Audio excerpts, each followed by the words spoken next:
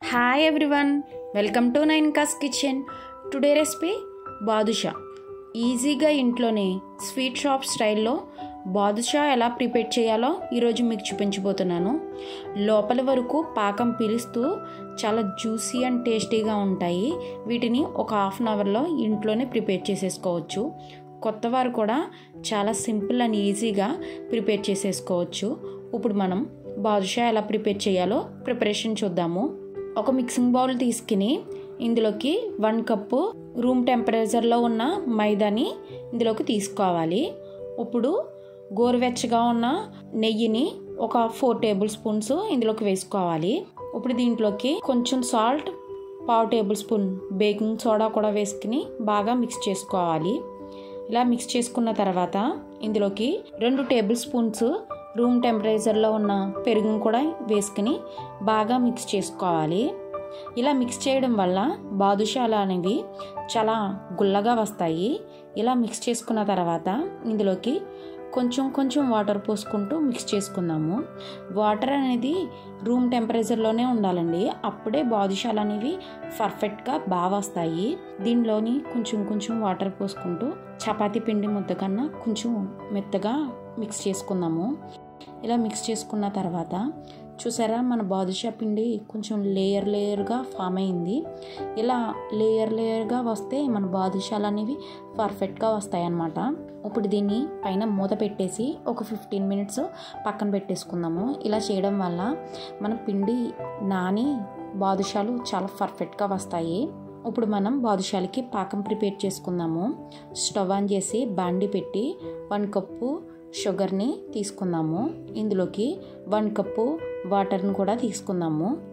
Sugar మొత్తం కరిగిన తర్వాత ఇందులోకి 3 యాలక్కాయలను పౌడర్ కింద చేసుకుని ఇందులోకి వేసుకుందాము. పాకం అనేది తీగ పాకం రావాల్సిన అవసరం లేదండి. కొంచెం గులాబ్ జామ్ పాకం కన్నా కొంచెం జిగురుగా వస్తే సరిపోతుంది.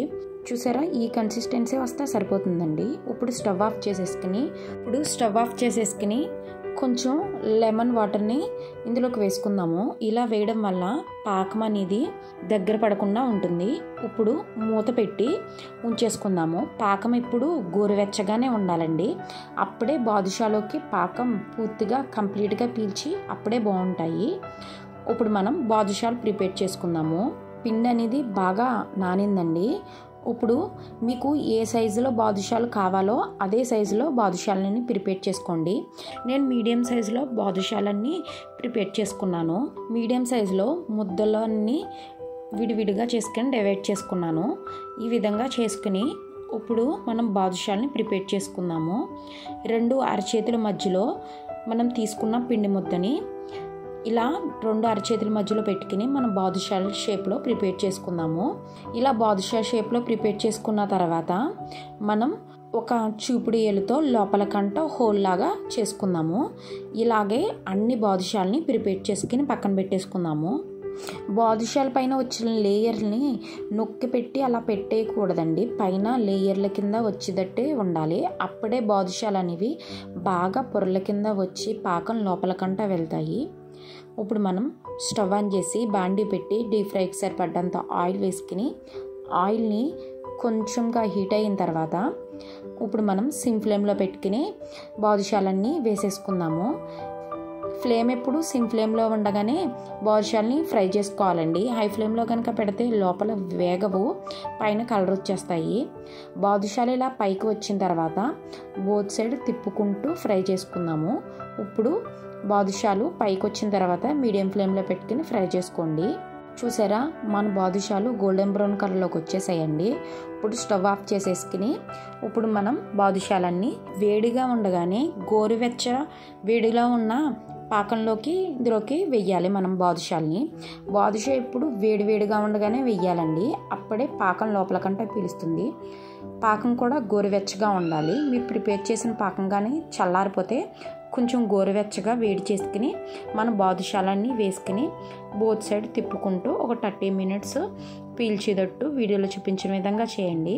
ఇంకొక బ్యాచ్ బాదుషాలు చేసేంత వరకు ఈ బాదుషాల్ని పాకంలోనే ఉంచేయాలి, అప్పుడే లోపల దాకా పాకం పీల్చి చాలా టేస్టీగా ఉంటాయి బాదుషాల్ని. ఇప్పుడు మనం ఇంకొక బ్యాచ్ బాదుషాని ఫ్రై చేసుకుందాము.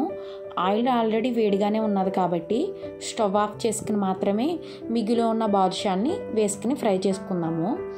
బాదుషాలు పైకి వచ్చేంత వరకు స్టవ్ ఆన్ చేసుకోకూడదండి. చూసారా, మన బాదుషాలు అనేవి పైకి వచ్చేసేవి. ఇవి బోత్ సైడ్ తిప్పుకుంటూ సిమ్ ఫ్లేమ్లో పెట్టుకుని ఫ్రై చేసుకుందాము. వీటిని కూడా మనం గోల్డెన్ బ్రౌన్ కలర్లోకి ఫ్రై చేసుకోవాలండి. అప్పుడే కలర్ బాగుంటుంది బాదుషాకి. ఇలా ఫ్రై అయిన వాటిని మనం ఆల్రెడీ పాకంలోకి వేసాం కదా, అవి తీసుకుని పక్కన పెట్టేసుకుని ఈ బాదుషాను కూడా వేసేసి ఒక 5 minutes బోత్ సైడ్ తిప్పుకుంటూ పాకంలోకి వేసేసుకుందాము. అంతేనండి, ఈజీగా ఇంట్లోనే ఒక 1/2 hourలో స్వీట్ షాప్ స్టైల్ బాదుషాలు ప్రిపేర్ చేసుకోవచ్చు. ఈ వీడియో కనుక మీకు నచ్చినట్లయితే లైక్ చేయండి, షేర్ చేయండి, సబ్స్క్రైబ్ చేయండి. Thank you for watching.